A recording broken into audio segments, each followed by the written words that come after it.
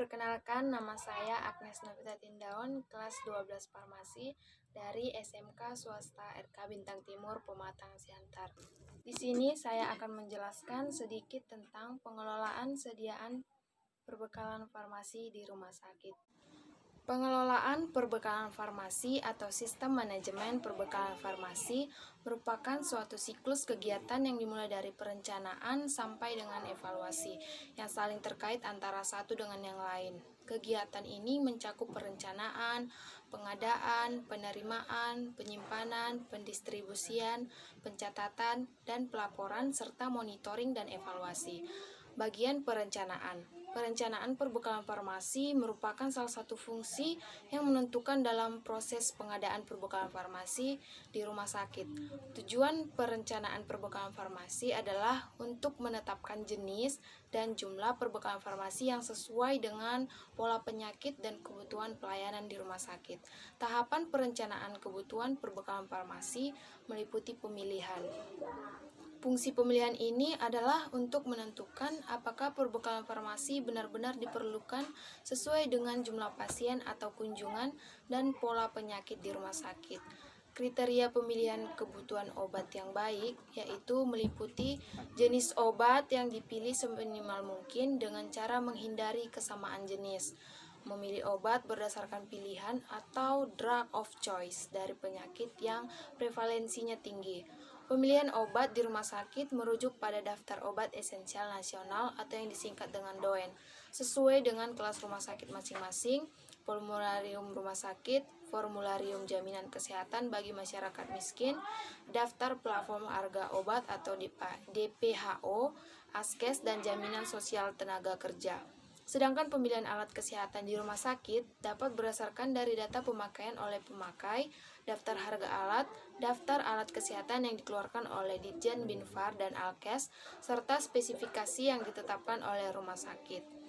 Kemudian metode perencanaan. Metode perencanaan kebutuhan perbekalan farmasi yaitu metode konsumsi, perhitungan kebutuhan dengan metode konsumsi didasarkan pada data real konsumsi perbekalan farmasi periode yang lalu dengan berbagai penyesuaian dan koreksi. Beberapa hal yang harus diperhatikan dalam rangka menghitung jumlah perbekalan farmasi yang dibutuhkan adalah pengumpulan dan pengolahan data, analisa data untuk informasi dan evaluasi, perhitungan perkiraan kebutuhan perbekalan farmasi, dan penyesuaian jumlah kebutuhan perbekalan farmasi dengan alokasi dana yang sesuai.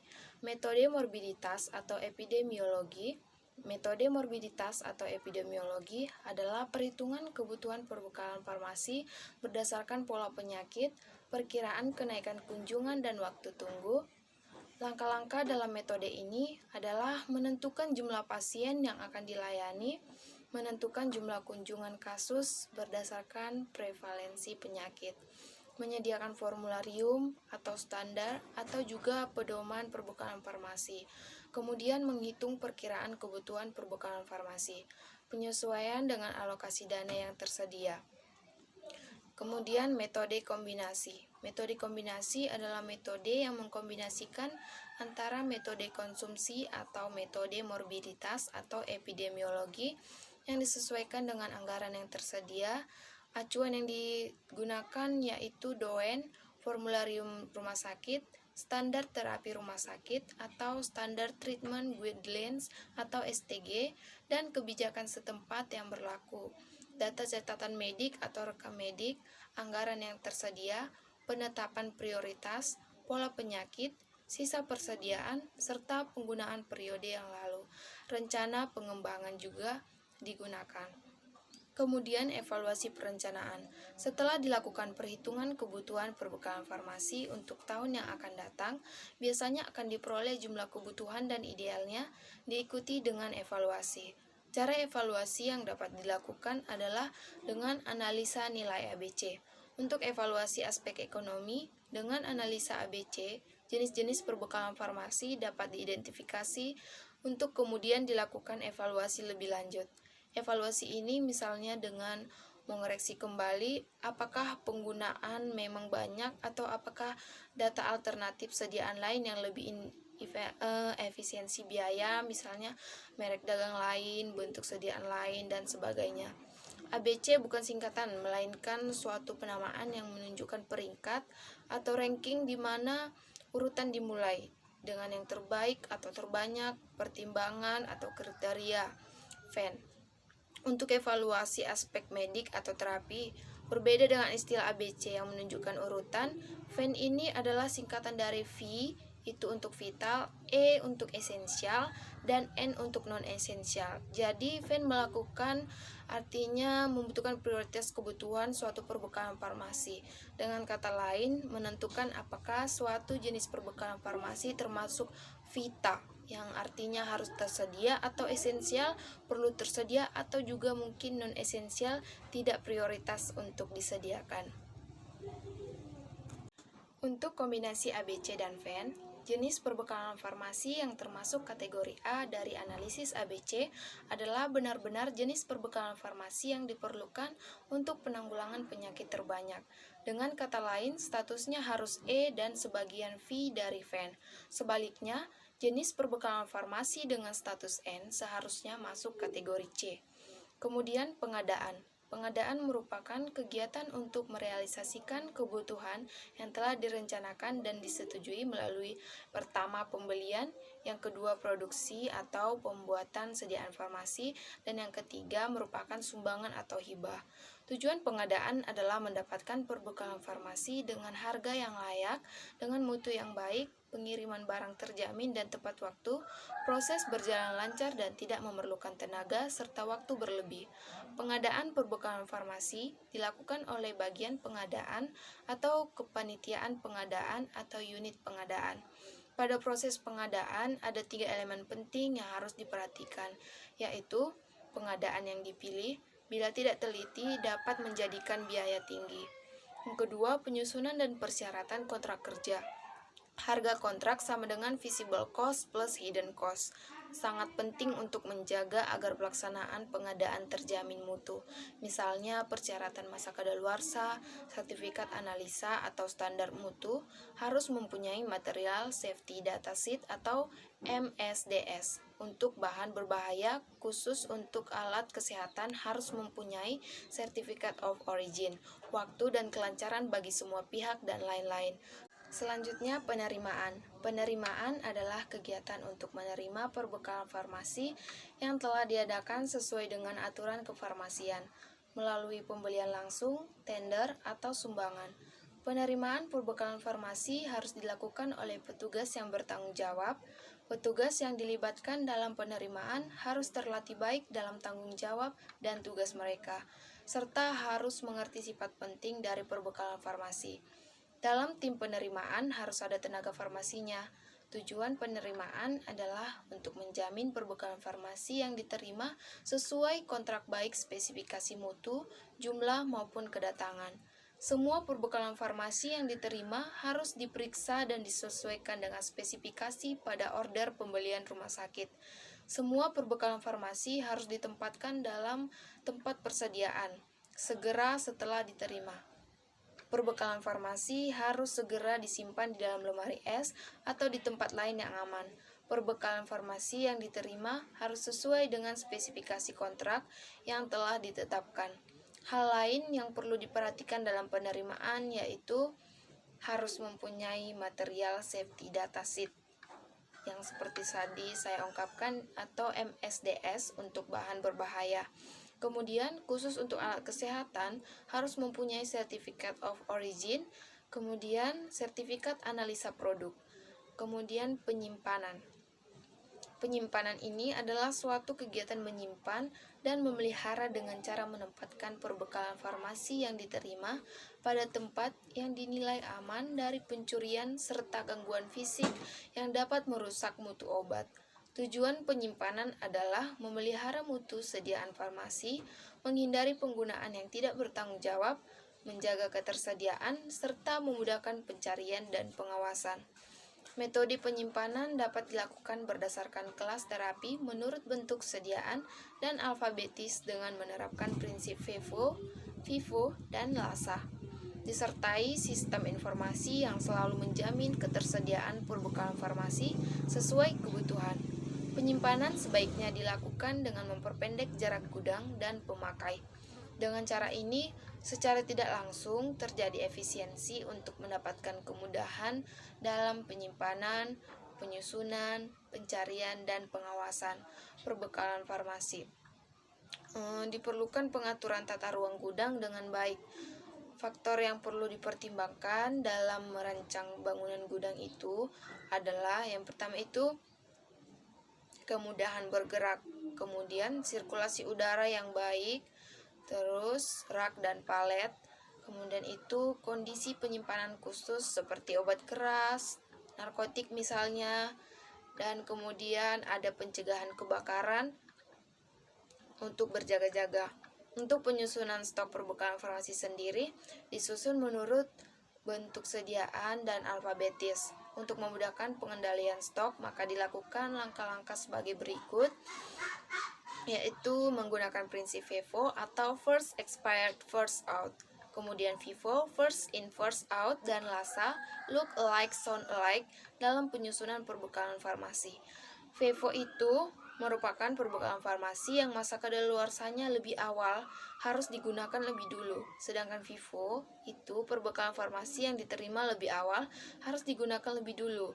Karena umumnya perbekalan farmasi yang diproduksi lebih awal relatif lebih tua atau masa kadaluarsanya lebih awal. Sedangkan LASA yaitu obat-obat dengan nama generik maupun nama dagang yang rupa, nama, dan bunyi hampir sama dengan obat lain. Kemudian menggunakan lemari khusus dan menyimpan narkotik. Kemudian simpan perbekalan farmasi yang dapat dipengaruhi oleh temperatur, udara, cahaya, dan kontaminasi bakteri pada tempat yang sesuai. Selanjutnya ada simpan perbekalan farmasi dalam rak dan masing-masing rak diberi nomor kode, dipisahkan perbekalan farmasi dengan perbekalan farmasi untuk penggunaan luar dan lain-lain. Selanjutnya, pendistribusian. Distribusi adalah kegiatan mendistribusikan perbekalan farmasi di rumah sakit untuk pelayanan individu dalam proses terapi bagi pasien rawat inap dan rawat jalan, serta untuk menunjang pelayanan medis. Tujuan pendistribusian adalah tersedianya perbekalan farmasi, unit-unit pelayanan secara tepat waktu, tepat jenis, dan jumlah. Metode yang digunakan dalam mendistribusikan perbekalan farmasi adalah resep perorangan. Resep perorangan ini adalah resep yang ditulis dokter untuk tiap pasien. Dalam sistem ini, perbekalan farmasi disiapkan dan didistribusikan oleh instalasi farmasi rumah sakit sesuai yang tertulis pada resep. Keuntungannya antara lain semua resep dikaji langsung oleh apoteker yang kemudian memberikan keterangan atau informasi secara langsung kepada pasien, memberikan kesempatan interaksi antara apoteker dan pasien, mempermudah penagihan biaya perbekalan farmasi bagi pasien. Sedangkan kelemahan dari sistem resep perorangan antara lain memerlukan waktu yang lebih lama, pasien membayar obat yang kemungkinan tidak berguna. Kemudian keuntungan lainnya itu sistem distribusi persediaan lengkap di ruang. Sistem distribusi persediaan lengkap di ruang itu adalah tatanan kegiatan penghantaran sediaan perbekalan farmasi sesuai dengan yang ditulis dokter pada order perbekalan farmasi yang disiapkan dari persediaan di ruang oleh perawat dengan mengambil dosis atau unit perbekalan farmasi dari wadah persediaan yang secara langsung diberikan kepada pasien di ruang tersebut.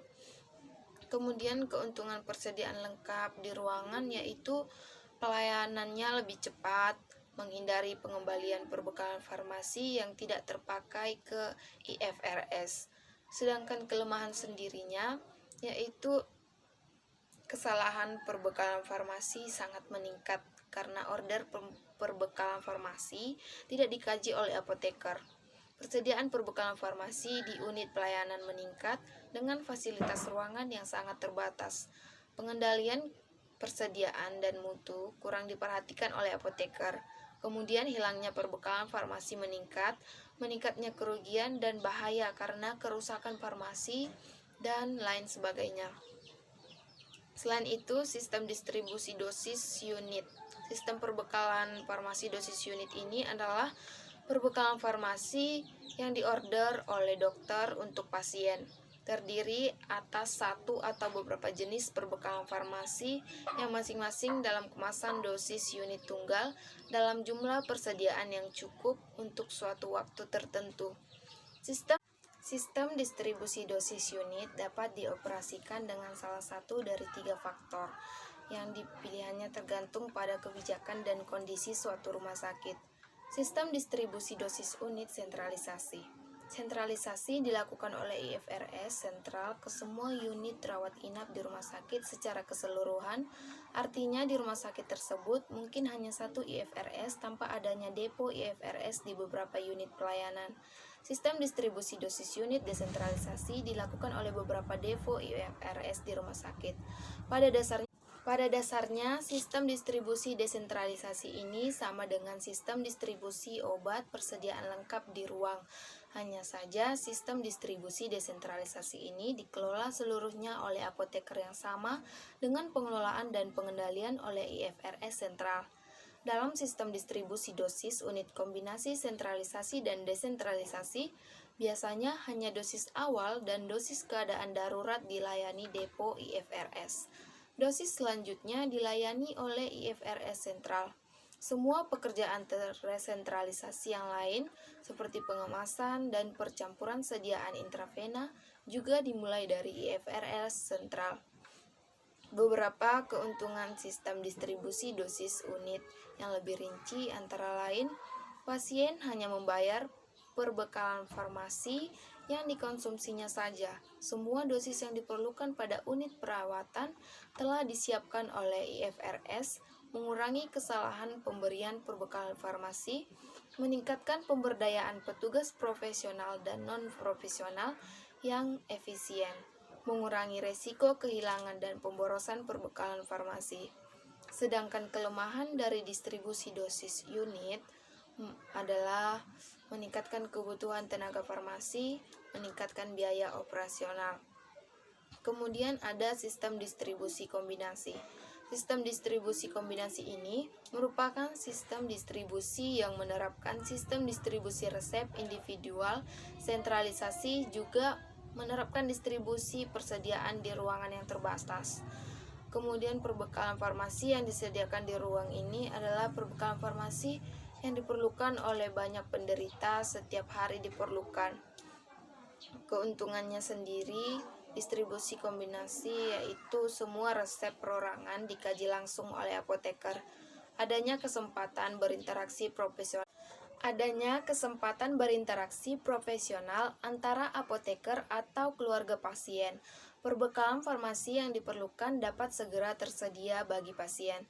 Selanjutnya, pencatatan dan pelaporan.